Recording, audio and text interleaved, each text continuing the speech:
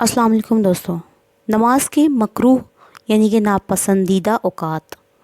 3 औक़ात में हर किस्म की नमाज ममनू यानी मना है, हाँ फ़र्ज़ नमाज हो या नफल, अदा नमाज हो या क़ज़ा।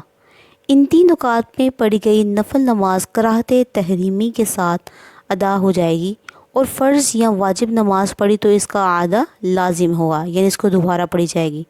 सवाए वक्ती नमाज असर के अगर सूरज ग़रूब होने से पहले शुरू की और इसी दौरान सूरज ग़रूब हो गया तो कराहत के साथ अदा हो जाएगी और इतनी ताख़ीर करना गुनाह है। मज़कूरा औक़ात के अलावा 2 औक़ात मज़ीद ऐसे हैं जिनमें नफल नमाज पढ़ना मकरूह तहरीमी है और इस मुमानअत में तहियतुल वज़ू, तहियतुल मस्जिद और तवाफ़ की 2 रकअत भी शामिल हैं। नंबर 1, सुबह सादिक से तलुए आफ्ताब यानी नमाज फ़जर का वक़्त शुरू होने से लेकर इशराक़ का वक़्त होने तक। नंबर 2, असर की नमाज अदा करने के बाद से ग़ुरूब तक। इन औक़ात में नफल नमाज पढ़ना मकरूह तहरीमी है, जबकि फ़राइज़ की क़ज़ा पढ़ सकते हैं। दोस्तों, आप देख रहे हैं नॉलेज गेन सीरीज़। वीडियो अच्छी लगी तो उसे लाइक, शेयर और चैनल को सब्सक्राइब करना ना भूलिएगा। नाज़रीन, 3 औक़ात ममनूआ जिसका हम तज़किरा कर रहे हैं उनमें शामिल है ऐन तुलुए शम्स से लेकर सूरज एक नेज़ा बुलंद होने तक। नंबर 2, इस्तिवाए शम्स के वक़्त जिसे ज़वाल का वक्त भी कहते हैं, जब सूरज दोपहर के वक़्त बिल्कुल सर पर आ जाए। ये बहुत ही मुयस्सर वक्त है। ताहम फ़ुक़हा कराम फरमाते हैं कि हिदायतन इससे 5 मिनट पहले और 5 मिनट बाद नमाज ना पढ़ी जाए।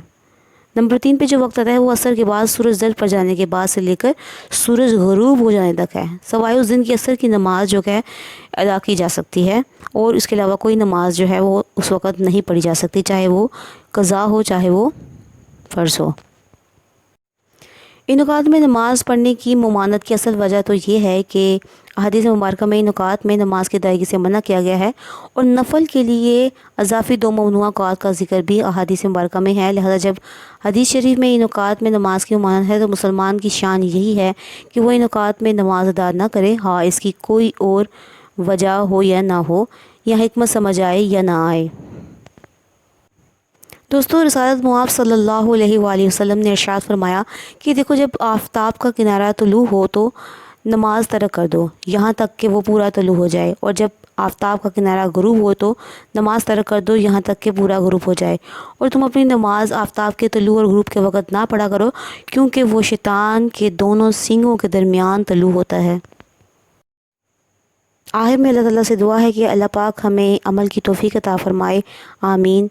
वमा अलैना इल्लल बलागुल मुबीन। वीडियो मुकम्मल देखने का बहुत बहुत शुक्रिया। अस्सलामु अलैकुम वरहमतुल्लाहि वबरकातुहू।